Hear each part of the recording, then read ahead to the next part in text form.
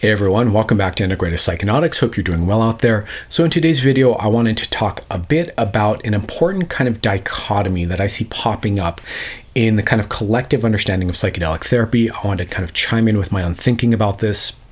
In particular, this kind of dichotomy of force versus skill in psychedelic therapy. And in particular, what I mean by force is relying on the drug and high dosages to get the results versus relying on the therapeutic skill set to get the results. So that's what I want to unpack a bit for you here in this video and share my thoughts on. So if that interests you, please watch on. So the more time I spend in different kind of forums, whether these are subreddits or other forums online, or talk to other psychedelic therapists, look at content from researchers around psychedelics and psychedelic science, the more I see a certain kind of layer of misperception, misunderstanding that we see in the psychonaut world, in the psychedelic user world, around the role of the drug versus therapy in psychedelic therapy in specific. So I want to be clear that I'm not talking about just general usage. I'm not talking about shamanic experiences necessarily. So I'm not talking about ayahuasca ceremonies here. I'm not talking about, just kind of self-guided, therapeutic processes, although this applies a little bit there.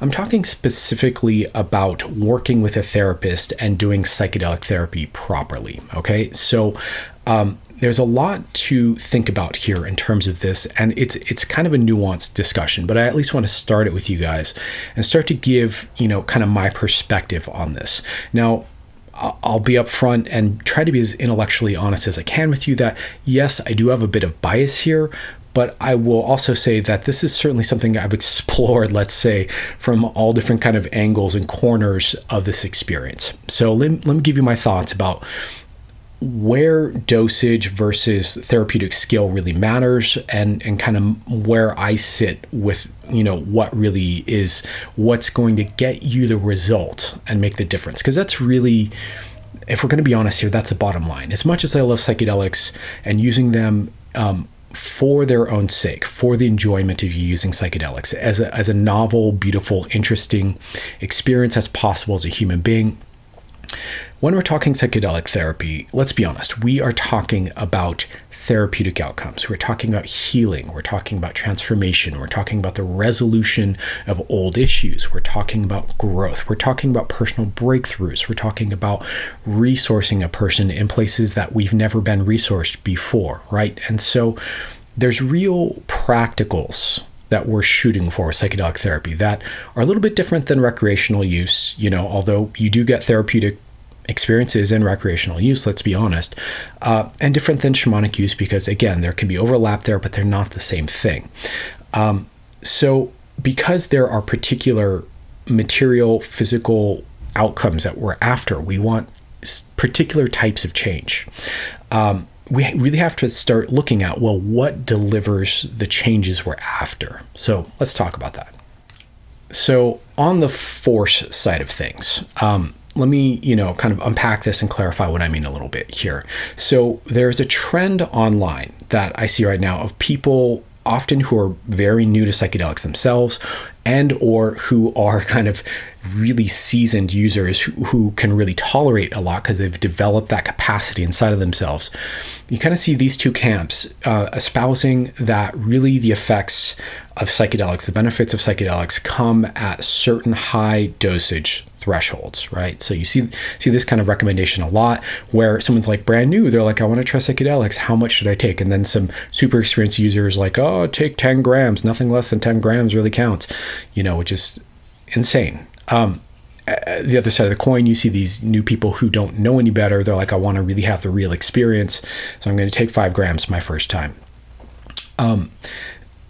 And so I think of this as really relying on the substance to deliver the experience that you're after, right? So this is essentially a passive role to your own states in your mind and in your body, where you're saying, I'm going to rely on the substance to deliver a state that I don't know how to access in myself, and that, quite frankly, I'm not curious about learning how to access on my own. I don't want to put in the effort. I don't want to try. I just want to kind of medicate myself, for lack of a better term here, with this medicine and hope that it delivers the kind of experience that I want to have, right? Part of the issue here is that we also have a bunch of research scientists who, let's be clear, yes, they may have degrees in psychology. That doesn't mean they're necessarily clinicians. Doesn't mean that they're necessarily working with people on the regular with these substances around issues and different types of people and different types of psychological makeups, right? These are clinicians, and they're trying to study by isolating certain variables, which is the scientific method. We isolate certain variables, then we test those variables, and we measure what we can test and log those results, essentially, right? So a lot of times, when you hear about these high doses being, transformational or effective, these are coming from researchers who are not necessarily concerned about the kind of deeper, broader picture of, how psychedelics interact in a therapeutic session. They're just relying on the medicine to do the work.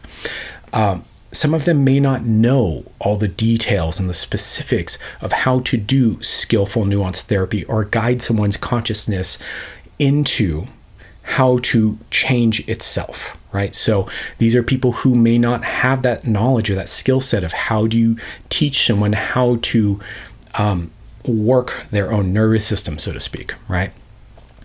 And then they're kind of, and then you kind of see from the researchers, you see a bunch of kind of psychiatrists who are also very pro-drug intervention, pro-dosage, scientific materialist kind of, molecular thinking around the brain and neurology and therapy, kind of glomming on to say, yeah, you've got to do a certain dosage to have this kind of experience, to have this kind of breakthrough.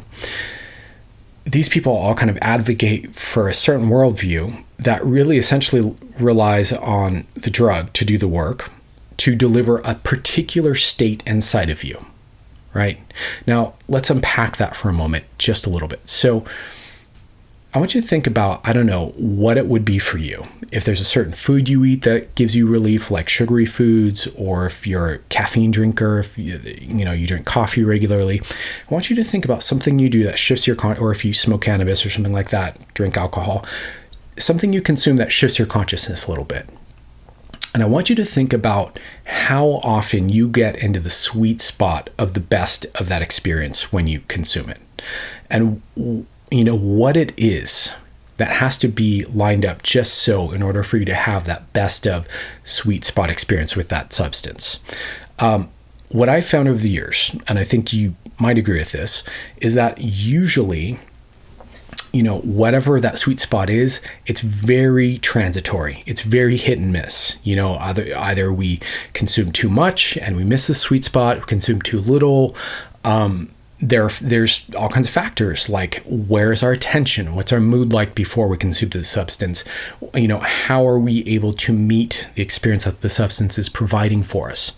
And kind of what I'm saying here is every time you consume a substance, because you're different day to day, your psychology and your state and your mood is changing day to day, you experience the substance differently every time you take it, right? This becomes even more true on psychedelics, where part of their impact on our neurology, on our nervous system, and particularly on the brain, is this crosstalk amongst different regions of the brain that don't normally talk so much, right? So we're getting this neurological novelty, this kind of newness of experience every time we take a psychedelic that makes it qualitatively different every time you take it, right? And so dosage, in other words, sheer wattage of experience, doesn't land the same way for you every single time you take it. It can't. These medicines don't work like that, right? And so this messaging of, reliance on dose to get you a certain state, a certain internal experience, a certain vantage point is, I think, a little misguided, right? But then we get these people who kind of, really follow the science and follow what the scientists and the research scientists say as though it's gospel or truth, even though a lot of these scientists and researchers are fairly new to psychedelics, fairly underexperienced, haven't played around with a lot of different doses for themselves. and or are very kind of in a single mindset here, which is this kind of mechanistic, scientific materialism kind of angle on subjective human experience. And so we get these people kind of reinforcing this idea. Now, why is any of this really a problem? It's really a problem because we kind of have an epidemic right now of people who are taking way too high doses, hoping that that's going to heal them, change them, deliver a certain kind of psychedelic experience, a certain kind of epiphany, a certain kind of breakthrough. And then, what really happens is the higher you go with dose, sure, the payoff, it's higher risk, higher reward, basically, the higher you go up with dose. There's kind of a sweet spot in the middle. You go up above that, and basically the chance of it going sideways on you and having a really difficult experience or straight up bad experience goes way, way up. But also, if it pays off, when it pays off, it can pay off really well. And so we kind of end up in this scenario where we have a lot of people taking doses they shouldn't be taking, hoping to have a certain state shift in a particular, very specific direction that often it's not guaranteed that it's going to deliver. And then, as they're going up there in dose, they start having these rough experiences, these disappointing experiences, these overwhelming experiences, these re-traumatizing experiences, and it makes things harder to heal, right, when we're reliant on the drug. So that's the force side of the equation. Let me explain a little bit about the skill side of the equation here, the therapeutic skill side of the equation, okay? So on the other side of the coin here, we have therapeutic skill. We have know-how. We have understanding the different layers of the psyche, the different layers of, the moving parts of a person's psychology, understanding a person's personal history and life experiences, current experience, where they're at, what's going on in the background of their lives that might be part of the set and setting going into the experience.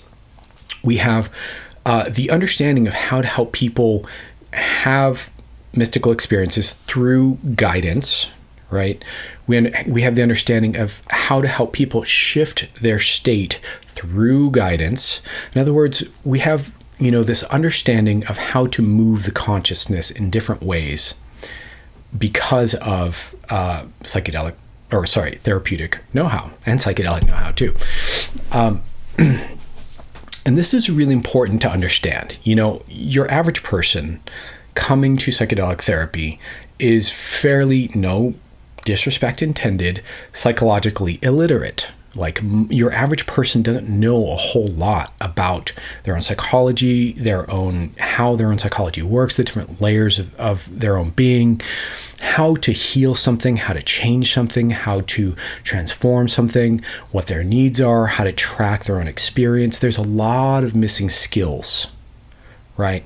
And then a lot of times these people just want to throw a high wattage psychedelic session at themselves and hope that that's going to fix themselves, rather than take the time to learn, right? Rather than take the time to develop a bit of a literacy on the self, on the psychology, on the nervous system, on the body, how it works to move and process and change and heal and transform things, right?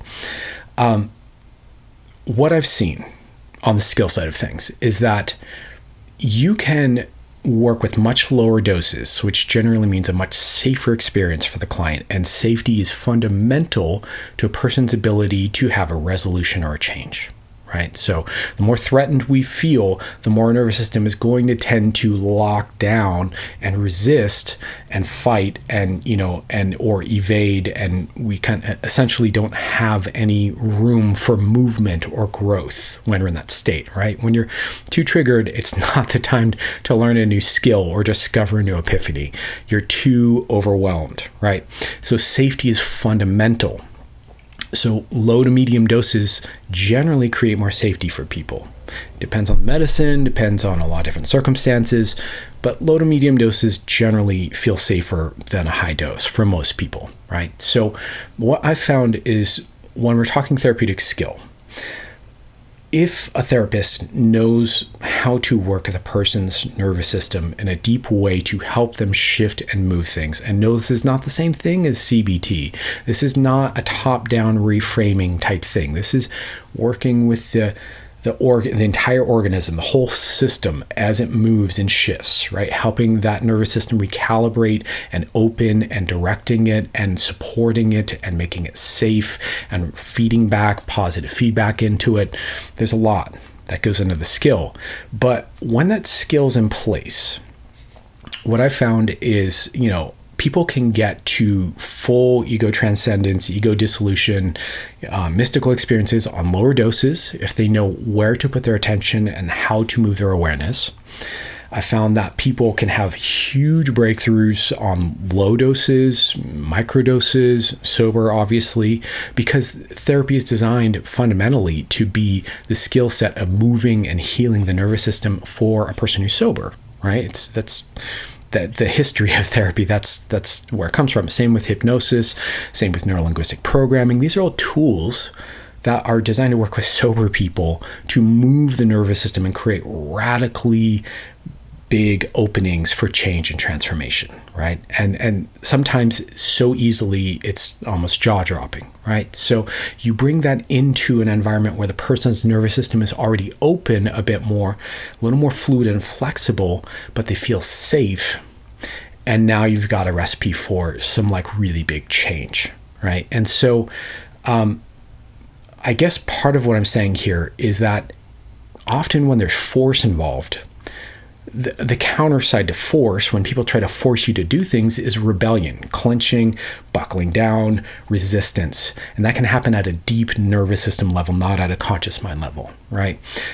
When there's skill involved and there's safety and there's trust and there's, patience and there's listening and there's working with and there's knowing what to do, then it's so much easier to move the nervous system, and you don't need these dramatically large doses to get there, right? And so I want to just kind of put this thought out there because I think it's important to know and be honest and be self-aware. If you don't know anything about therapy, if you don't know anything about your own psychology, if you don't know anything about how psychedelics interface with this, then, maybe that's something you should be learning about first before diving into the deep end where it's this high risk experience where it could, if it goes bad on you, it could go really bad. If you're someone who's very much a materialist about change, I would encourage you to really stop and consider why that is. Where does the skepticism about change come from, right? Is that really valid? Is that really grounded? Or is that just simple ignorance of not knowing about the different techniques and therapeutic skills that are out there in ways that therapists have really come an insanely long way from the talk therapy days in terms of what we now know is capable and possible for a person to create change, right? I would encourage you to really become self-aware about this and not be impatient, but instead line everything up properly. Understand yourself a bit more. Understand how therapy works a bit more. Find a therapist who knows what the hell they're doing, who knows how to move the nervous system in these ways, right? Certain modalities are great for this. Certain other modalities are not so great for this, let's be honest. And, different therapists, some therapists don't need it. It's not their MO. It's not their mission statement. Other therapists are all about this kind of deep level change. And so you've got to find the right person for this given job, this given task that you're up to. But you put all that together and you create a much safer experience with much more capacity to skillfully move your nervous system rather than basically, rolling the dice and hoping that it comes up, the way you want it to. And so I would encourage you to consider that skill is essential to really good outcomes here. Yes, there are these studies where, they give people 3 grams of mushrooms with a blindfold and no therapy, during the experience, and they end up having these positive experiences, but they're also selecting for a certain kind of person who doesn't have certain types of issues. They are really just looking, they're trying to isolate to measure this one type of thing. So they're looking for people with certain life situations who have certain psychological profiles who fit what it is they're trying to study. So it's not necessarily a clear picture of the broader kind of set of people who are using psychedelic medicines to heal, right? So that's important to understand. Anyways, as you probably gather from what I'm saying here, I'm an advocate for skill. I think it's incredibly important and not to be dismissed just because you don't know about it, just because maybe you don't believe in it or you're undereducated about it.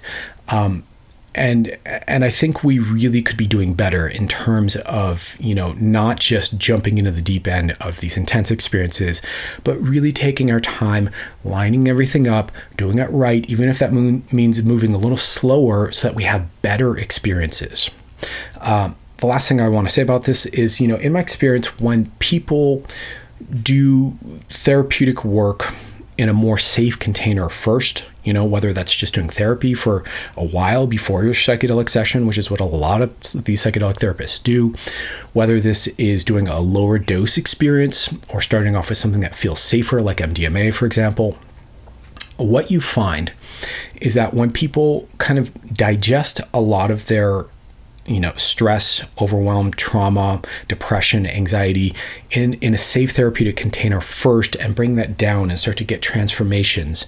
Then when they take psychedelics, and here when I say psychedelics, I'm talking psilocybin, LSD, mescaline, like true classical psychedelics.